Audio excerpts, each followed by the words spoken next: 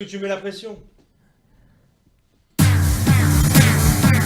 quoi la tempo? Tu paries quoi ce soir? T'as vu ce mec? Au sommaire du Before Foot, aujourd'hui on va revenir sur la décision de la 3e de ne pas sélectionner Karim Benzema pour l'Euro. On parlera également des matchs de Ligue des Champions avec notamment le Paris Saint-Germain. Sans oublier le tirage au sort qui avait lieu cet après-midi, le quiz et les pronos de la team. Si tu veux parler foot, c'est le Before Foot. Bonjour messieurs, bienvenue dans cette 7e édition du Before Foot. Aujourd'hui, en ma compagnie, Mickaël Barlerin, journaliste et spécialiste du football espagnol. Salut Mika. Salut Benjamin, salut à tous. On a également la chance de recevoir aujourd'hui un auditeur qui nous a déjà appelé, qui vient cette fois-ci en plateau, supporter du Real, José. Salut José. Salut tout le monde, content d'être là. Bah ouais, ça fait plaisir, on va voir un peu ce que t'as dans le ventre en plateau. Avant de commencer messieurs, ça vient de tomber, Frédéric Thirier vient d'annoncer son retrait immédiat de la présidence de la Ligue de football professionnelle. Mika, t'as suivi un peu ça, raconte-nous ce qu'il lui a pris à ce monsieur Thirier. Oui, alors c'est vraiment très malheureux, ça fait 12 ans qu'il était président et il s'en va aujourd'hui. Enfin, je sens que tu le regrettes. Hein. De ce que j'ai pu lire dans le journal Le Monde, apparemment d'après un pilier du conseil d'administration qui a parlé sous couvert d'anonymat, d'après lui, il y avait des tensions entre Noël Le Graët et Thirier, et ces derniers temps, c'est vraiment devenu problématique. Thirier qui en fait laisse en gros Le Graët seul face à ses fonctions maintenant. Il a préféré quitter le navire. Il y avait eu notamment en plus cette histoire avec les Corses où il n'avait pas voulu descendre sur la pelouse lors de la finale de la Coupe de France, serrer la main au Bastier. Tu t'en rappelles José? Ouais, je me rappelle. Ça la fout mal quand même, quand t'es le président de la Ligue de foot, tu peux pas te permettre ce genre d'action. Moi je me suis dit quel manque de courage quoi. Enfin, je vois pas pourquoi il serait pas descendu, même si je sais que les Corses auraient peut-être refusé de lui serrer la main. Mais ouais, mais après voilà, lui il aurait dû rester après, exemplaire, je pense, jusqu'au bout. En tant que président, en tant que président surtout. il doit assumer. Voilà, c'est lui le président de la LFP, il a pas à se cacher. Tout à fait. Bon, en attendant, à noter que les prochaines élections auront lieu en novembre prochain pour élire donc le successeur de Frédéric Thirier. On passe sans plus tarder au sujet de la semaine. C'est bien évidemment Karim Benzema qui participera donc pas à l'Euro 2016 qui se déroulera en France en juin prochain. C'est par un communiqué que Noël Le Graët, président de la fédération, a mis un terme mercredi dernier à ce feuilleton. Alors messieurs, selon vous, est-ce que c'est une bonne nouvelle? On va commencer par Mika avant de venir vers toi José, parce que je sais que tu as des choses à nous dire. Vas-y Mika, dis-nous. Alors bonne nouvelle, d'après moi, malheureusement non, c'est pas une bonne nouvelle. J'aurais vraiment voulu, comme j'avais dit dans le dernier Before Foot, voir cette équipe ensemble, surtout ces attaquants jouer ensemble, Griezmann, Payet, Benzema, ça aurait pu faire de très belles choses. Bon, c'est comme ça, la FFF ils ont préféré mettre en avant la cohésion du groupe et prévenir d'éventuels mauvais comportements. Ils voulaient pas qu'il y ait de tension en gros, ils ont évité ça. Oui, bien sûr, après c'est pas comme si le groupe avait déjà vécu quelque chose d'extraordinaire, c'est pas comme s'ils avaient gagné un titre ensemble, ils se sont même pas qualifiés ensemble, je veux dire, on a fait des matchs amicaux jusque-là, donc bon, préserver le groupe, tant mieux, on verra, on fera les additions à la fin. Dis-nous José. Bah moi j'avais comme j'avais réagi déjà, c'était la semaine dernière. Attention, parle bien dans le micro parce qu'après on t'entendra pas. Tu m'entends là? Ouais, c'est bien. Ouais. J'avais tendance à penser que c'était une mauvaise nouvelle et puis au final je me dis que c'est plutôt une bonne nouvelle parce que je me dis bon bah tu prends Giroud et Gignac, tu les fusionnes, ça fait Girac. Pas confondre avec Kenji Girac. Justement, mais si tu y penses bien, il y a Kenji Girac qui est dispo en juin pour l'Euro. Vu que l'équipe de France maintenant c'est devenu un concours de Miss, autant prendre tu vas jusque là, il est plus populaire que Giroud et Girac. On va écouter, on a eu la réaction devant la Fédération française de 2 membres de la commission de discipline. Donc on va écouter qu'est-ce qui ont motivé pour eux cette décision. L'équipe de France, c'est pas les 11 meilleurs joueurs aux 11 endroits, c'est d'abord plus de 11 joueurs. Il faut voir tout un tas de complémentarités. Et puis, une sélection de l'équipe de France, ils passent un mois ensemble. Donc, il faut aussi voir les problèmes relationnels, les problèmes d'entente entre les joueurs. C'est tout. C'est un problème qui est lié à l'environnement qu'on a au niveau du football, avec ces jeunes qui gagnent beaucoup d'argent et puis qui ne sont pas forcément encadrés pour faire face. Et je crois que c'est ce qui est arrivé avec Benzema. Donc voilà messieurs, surtout le fait que c'est surtout pour eux, selon eux, les fréquentations de Benzema et voilà surtout le côté social qui fait qu'il sera pas au prochain Euro. Ils ont vraiment pas pris en compte les qualités sportives parce qu'on sait que niveau intrinsèque c'est le meilleur, un peu un attaquant pur. Quoique maintenant, Antoine Griezmann, cette semaine il a encore mis un doublé face au Barça, il permet à l'Atlético de qualifier. Est-ce que ça va pas être lui le futur de l'équipe de France et le futur leader pour cet Euro? Alors, est-ce que ça va pas être lui? Ça, on le saura bien assez vite. Maintenant, moi, ce que je voulais dire surtout, c'est que ce petit Griezmann, mine de rien, il a 22 ans. Alors, il est extraordinaire. Il est arrivé de la Real Sociedad à l'Atlético. Non, il a pas 25, je crois, Griezmann. Un peu plus vieux, je crois, Ouais, peut-être, 25, peut-être un peu plus vieux. Un petit peu plus, d'accord. 25, je crois. En tous les cas, l'équipe de France va reposer totalement sur ses épaules, d'après ce que je comprends, d'après ce qui se dit en ce moment. Ce sera le numéro 9 de l'équipe de France, alors qu'en Espagne, encore, il joue en 4-4-2 à l'Atlético Madrid. Il va se retrouver en 4-3-3, entouré de 2 ailiers. Est-ce que vraiment il va pouvoir... Enfin, c'est pas un numéro 9 à la base. Est-ce qu'il va vraiment pouvoir gérer Ça va être compliqué pour lui. On va demander. Johan, t'es avec nous? Oui, allô? Oui, Johan, un auditeur régulier qui vient souvent avec nous. Qu'est-ce que tu penses, toi, de Benzema qui fera pas l'Euro avec nous en juin prochain? Alors, moi, ce que je peux penser de Benzema, c'est dommage pour le côté footballistique, mais c'est normal par rapport aux petites histoires, aux grosses histoires qu'il y a eu. Moi, je trouve ça tout à fait normal. Ça fait aussi un problème en moins pour Didier Deschamps. Mais je pense que Didier Deschamps est très content de cette situation. Mais je pense que c'est simplement le timing qui était pas normal, que j'ai pas compris. Pourquoi le dire maintenant? Autant le dire lors de la liste des 23, que Benzema ne sera pas pris, parce que là, Benzema doit jouer encore sa saison. Enfin, je trouve que c'est pas respecter Benzema sur ce coup-là. C'est vrai, c'est un peu tard, je trouve aussi. Voilà. Ils ont attendu quand même à 2 mois de l'Euro. Johan, il pense qu'ils auraient dû le dire plus tôt avant la liste, et toi tu penses qu'ils auraient dû tout de suite avant la liste? Non, moi je le dis, lorsqu'il donne la liste, comme quand un joueur... Comme d'habitude, quoi. D'accord. N'est pas... Voilà, c'est tout. Ouais, mais c'est pas très cool, je pense, pour lui de le faire attendre jusqu'à la fin, pour au final savoir qu'ils le prendront pas. Tu vois ce que je veux dire? Ils peuvent lui dire, après, tu sais, ils peuvent toujours lui dire dès maintenant, mais officiellement, devant les journaux, etc., ils peuvent très bien attendre la liste des 23. Quelque part, ça nous dérangeait pas d'attendre la liste des 23. Et si on revient à l'aspect sportif, en soi, ça permet aux jeunes comme Coman, comme Martial, d'avoir peut-être une place de titulaire et pouvoir exploser lors de cet Euro aussi. Oui, mais je pense que ils auront aussi appris avec Benzema. C'est un bon exemple quand même. Benzema, c'est un des meilleurs attaquants. Il est top 3 à son poste, quoi. C'est une chose de très très fort. Intrinsèquement, oui, on a dit c'est le meilleur. Et se passer de Benzema, je pense pas que ce soit une si bonne idée que ça, moi, personnellement. José, quelque chose à rajouter? Comme lui, je pense que c'est pas forcément une très bonne idée, et je pense que pour le coup, la fédération a manqué de courage. Parce que je suis pas sûr que Didier Deschamps en fait soit vraiment contre la sélection de Karim Benzema. Lui, je pense que moi je pense c'est un pragmatique. Il est contre. Non, lui, Deschamps, je pense qu'il voit ce que Benzema peut lui apporter sur le terrain. Il y a que ça qui l'intéresse, comme il l'a fait avec Patrice Evra. Moi, je pense que si Didier Deschamps avait vraiment voulu, il aurait eu Benzema dans le groupe. Voilà. Non, je pense que c'est lui. Il a fait en sorte de ne pas l'avoir. Non, je pense que c'était compliqué de le prendre. C'était compliqué, mais il s'est facilité la tâche en faisant endosser ça par la fédération, je pense. Non, d'ailleurs, il a tout de suite dit, il a tout de suite mis ça sur les épaules de Le Gret en disant voilà, c'est monsieur Le Gret qui va prendre la décision. Et c'est des données. Moi, je choisis. Oui, mais s'il donne la décision à monsieur Le Gret, c'est que quelque part, lui, il était prêt à prendre Benzema. Forcément, tu peux pas te passer d'un joueur comme Benzema, ça paraît très compliqué. Enfin, les Espagnols doivent un petit peu de notre gueule.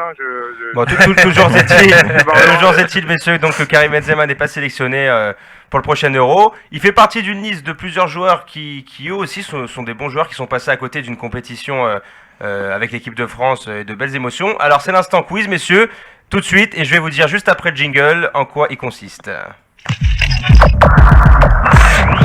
C'est Top Quiz. J'ai vu José, il a fait des signes d'échauffement dans il s'est échauffé, il se prépare. Toujours. Alors messieurs, comme je vous ai dit, Karim Benzema il fait partie d'une liste justement de joueurs français qui n'ont pas participé à des phases finales. Vous allez donc devoir chercher les grands joueurs français qui n'ont pas été sélectionnés par leur sélectionneur avant une grande compétition. Vous êtes prêts, messieurs? Allez, c'est parti. J'ai aujourd'hui 49 ans. J'ai démarré ma carrière en 1983 à l'AG Auxerre qui est également... Cantona, c'est José qui l'a dit, 1-0 José. Deuxième question. J'ai évolué à Chelsea entre 2008 et 2012. En 98, en plein boom avec Arsenal, j'ai bonne... Anelka, 2-0 José. Johan, faut aller plus vite. Bravo. Ça risque d'être rapide aujourd'hui. Bravo. Ils sont entraînés depuis la défaite la dernière fois. Les gars, on avait dit qu'on n'en parlait pas, les gars. Ah ouais, non. Troisième question. J'ai débarqué en équipe de France en 2007 quand j'évoluais alors avec un club de Ligue 1. Depuis, j'ai disputé plus de 80... Benzema 2-1. Ah, celle-là, on est obligé de le mettre. Ouais, C'est obligé, celle-là. J'y pensais tellement 2-1, José. Je suis un joueur français évoluant au poste d'ailier. Après avoir notamment joué à Nice ou Toulon, j'ai rejoint le Paris Saint-Germain. J'ai rejoint le Paris Saint-Germain en 1992 avec qui j'ai joué 3 saisons et remporté le titre de champion de France en 94. Je débarque ensuite en Angleterre, à Newcastle, ma carrière en équipe de France. Ah ouais, Ginola, il l'a dit, c'est Johan. Il l'a dit en premier. 2-2, messieurs. La remontada. Attention, il reste 2 questions. Alors, remontada, là, les Espagnols, ils connaissent. Hein. À 28 ans, je compte aujourd'hui 41 sélections avec l'équipe de France. Je suis appelé pour l'Euro 2008, mais Raymond Domenech ne me sait... Nasri. Oh non. Nasri, 3 de Johan. Non. Attention, cette question peut être décisive. Ouais. Si Johan la trouve, il est champion. Sinon, ce sera un match nul aujourd'hui, messieurs. Je suis à 34 ans un défenseur central toujours en activité. En 2006, alors titulaire avec l'AS Rome, je suis promis à un brillant avenir et je crois... Mexès, il a dit. Il l'a dit, Johan l'a dit avant.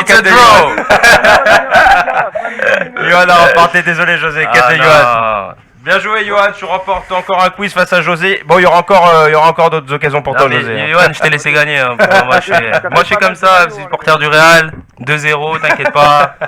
Tu sais comment ça peut se passer. Hein. Bon, en tout cas, merci Johan d'avoir été avec nous. On te rappelle la semaine prochaine pour un nouveau quiz. Ça marche. Salut. Bon, José, hein, pas mal, hein. Cela dit, tu menais 2-0, c'est pas mal. Mais j'aime pas la facilité. J'aime pas la facilité. C'est lui qui a fait la remontada ce fois-ci. J'ai vu que c'était facile, j'ai fait non, j'aime pas trop la facilité. Hop, nouveau sujet, messieurs. On passe maintenant au match de Ligue des Champions de la semaine. Grosse désillusion donc pour le Paris Saint-Germain qui s'est incliné sur la pelouse de Manchester City 1-0. C'était un non-match. Mika, t'avais pronostiqué toi la victoire de City dans le précédent Deux non-matchs même, si je peux me permettre. permettre. C'est deux non-matchs, un double échec tactique de la part de Laurent Blanc.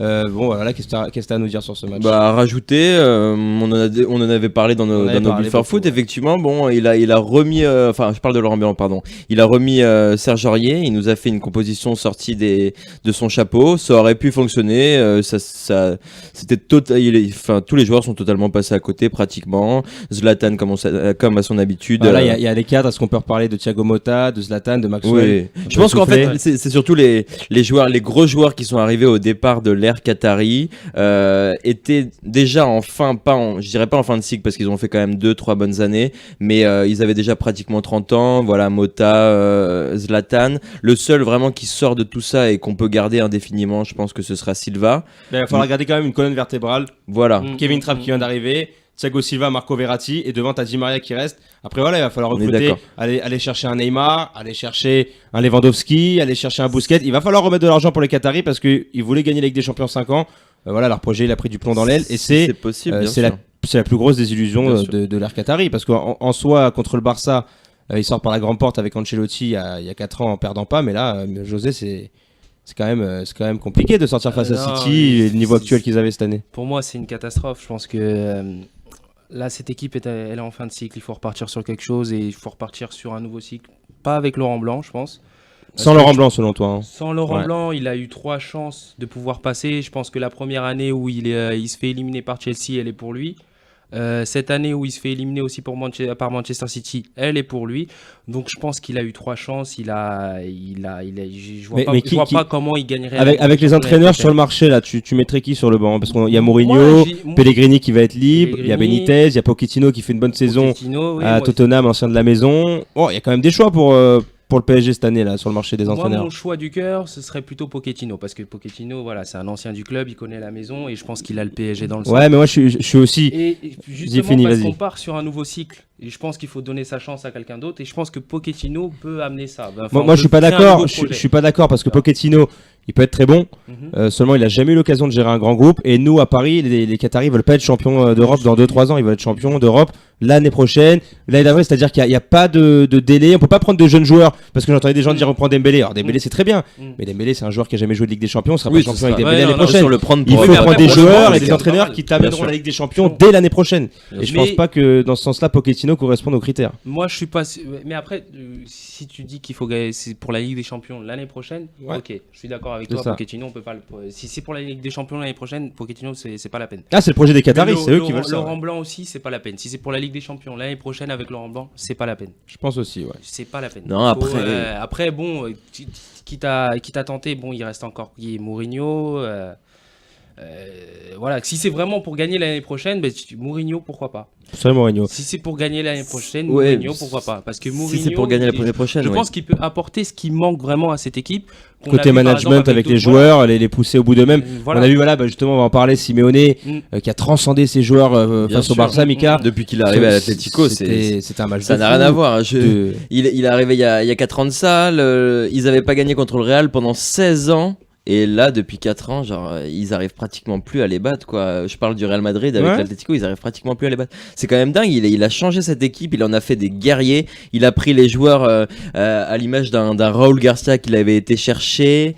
Si je dis pas de bêtises, non, pas Villarreal. Enfin, il avait été cherché dans un petit club espagnol, Raúl Garcia, qui lui a fait un travail phénoménal, à l'image de aussi Et maintenant ça d'un a Gabi. prouvé, ils ont réussi à éteindre le Barça qui À sur les éteindre deux le matchs n'a Barça, quasiment pas existé. Moi, À j'ai été Calderon, il y a eu une occasion de Suarez dans la surface et au Camp Nou, ils ont eu les 2 buts marqués mais à 11 contre 10 et sinon ils n'ont pas existé. Alors réduire à néant à ce point-là le Barça, c'était faut le vraiment faire. du jamais vu depuis ces Faut le dernières années. Grand coup de chapeau à Diego Faut le Simeone qui d'ailleurs, il serait bien inspiré les Qataris, ils adorent payer les joueurs D'aller mais le qui payent un chercher, entraîneur comme ça et D'aller aller le chercher parce Ah que oui, c'est d'aller sûr. parce que c'est avec un sûr. entraîneur comme ça qu'on passe un cap. C'est pour ça que d'ailleurs je suis pas vraiment d'accord avec vous sur le fait de bon alors c'est peut-être les Qataris effectivement qui veulent ça mais gagner la Ligue des Champions dès l'année prochaine.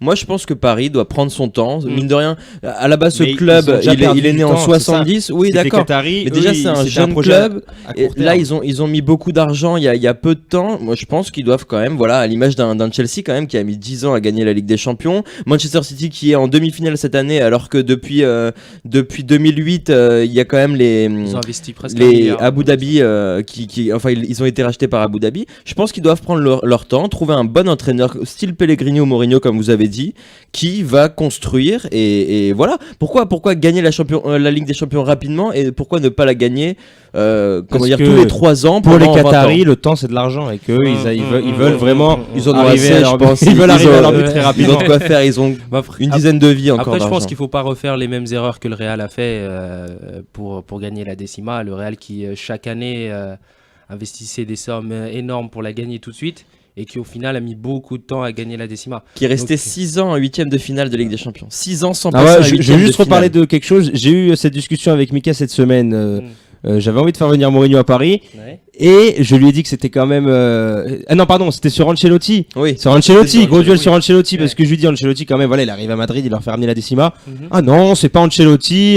La décima, tu veux la remporter. Alors qu'est-ce que t'en penses, toi, José? Parce que pour moi, Ancelotti, c'est le meilleur entraîneur du monde et voilà. Et ce qu'il a fait avec Paris, rien que cette prestation au Camp Nou, quand on a vu, voilà, il a réussi à mettre un Pastore arrière gauche. Il a réussi à voilà, tout le groupe le suit. Il a une aura exceptionnelle.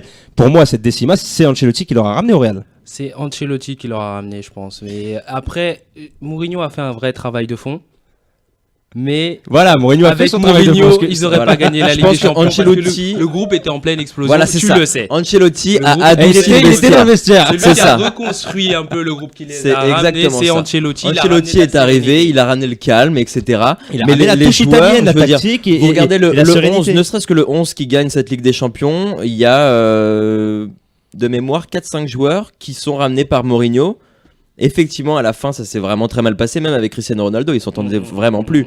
Ancelotti a réussi à surfer sur ces joueurs qui étaient en condition physique maximale et à ramener cette ambiance dans le vestiaire. Et effectivement, Mais ça a donné la on décision. sous-estime Ancelotti et je pense que Ancelotti est aussi à la base de ce qui se passe aujourd'hui au Paris Saint-Germain. Ouais, il a fait Laurent les Blanc n'a fait fondations, que bien sûr. récolter les fruits de ce qui se passe parce que Ancelotti a fait ce qui est le plus dur, gagner la première fois. Bah d'ailleurs, là, Ancelotti, il sera sur le banc l'année prochaine du Bayern. Alors là, on va voir ce que ça donne. Puisqu'on parle du Bayern, il y a eu les tirages de la Ligue des Champions ce midi à Nyon.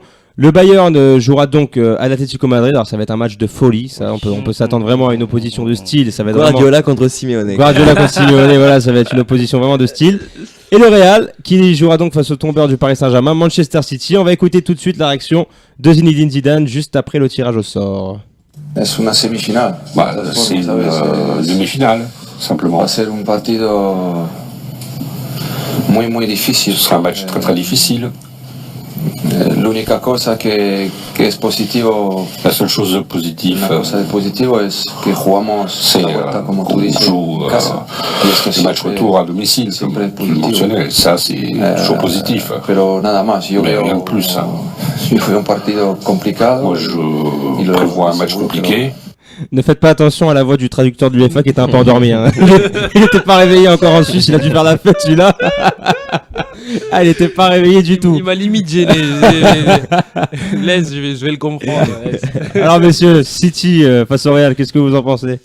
Beau match. Belle affiche, honnêtement. Manchester Avec le retour City, au Bernabeu, hein, ce qui est important, parce Oui. que s'il y a remontada, au moins ils seront à domicile pour Oui. la remontada. Et avec le 11 type de Manchester City. Qui est quand même sur le papier Bon, voilà, très beau, normalement, avec le retour de ouais. compagnie et à Touré. Exact. Ça va être un très bon match. Le Real, 11 type qui n'est pas très bon non plus cette année. Moi je suis confiant pour le Real. Je vois même si c'est pas un match nul à l'aller, ça va être une victoire, je pense. Et une Victoire victoire du à Real Bernabeu. Ouais. Si c'est pas match nul, c'est victoire du Real là-bas et victoire à Bernabeu. Je pense que même comme ça, Bon, en tout cas, on verra ils ont pas ça. les moyens de les mettre en difficulté. Sans transition aucune, je dis bien aucune, on va passer à la Ligue 1. Ah, je suis désolé, il n'y a pas de transition possible pour passer à la Ligue 1. Mais il y a un beau match quand même ce soir. Lyon, le deuxième qui accueille l'OGC Nice. Alors c'est vraiment une occasion en or pour les Lyonnais de faire le trou. Monaco dans le même temps accueille Marseille. Alors on sait pas du tout ce que ça va donner l'OM avec le climat actuel. Margarita qui a annoncé que le club était à vendre. Ça part complètement en cacahuète depuis la semaine dernière. Mika, Lyon-Nice, qu'est-ce que t'en penses? Lyon-Nice, j'en pense Ben Arfa. Honnêtement, je n'en pense pas plus que ça. Je veux dire que peu importe lequel des deux sera en Ligue des Champions l'année prochaine, je sais juste que ça va faire là pour les derniers matchs de Nice en Ligue 1, ça va être juste une vitrine pour Ben Arfa, quoi. Mais il paraît qu'il va renommer le Lions Riviera Ben Arfa Stadium. On a entendu j'ai parler. entendu ça, ouais. Ils y songent. Non, après, bon, pour parler sérieusement, Lyon-Nice, c'est le 3e contre le 4e, c'est ça? Ouais, Je me trompe pas. Ah non, Lyon maintenant est passé devant Monaco, donc c'est le 2e contre le 4e, C'est mais ça. il y a 2 points entre. 2e contre le 4e, ils sont sachant très que proches. on sait même pas si Monaco va gagner contre Marseille d'ailleurs. Enfin, c'est Je pense compliqué. quand même que. Bon, quoique Marseille, ils sont pas loin de la relégation, donc vaut mieux pour Ils eux sont qu'ils à assurent 6 les points du 42. Gazélec. Ouais, qu'ils assurent les 42 points quand même. Pour, La descendada. Il vaut c'est- mieux pour eux. Ah ouais, là, c'est la descente là. Il vaut mieux pour eux. Non, un petit match nul avec pas mal de buts, ça serait beau. Un bon 3-3 entre Bah justement, Lyon et Nice. 3-3, on se fait des pronos? Ouais.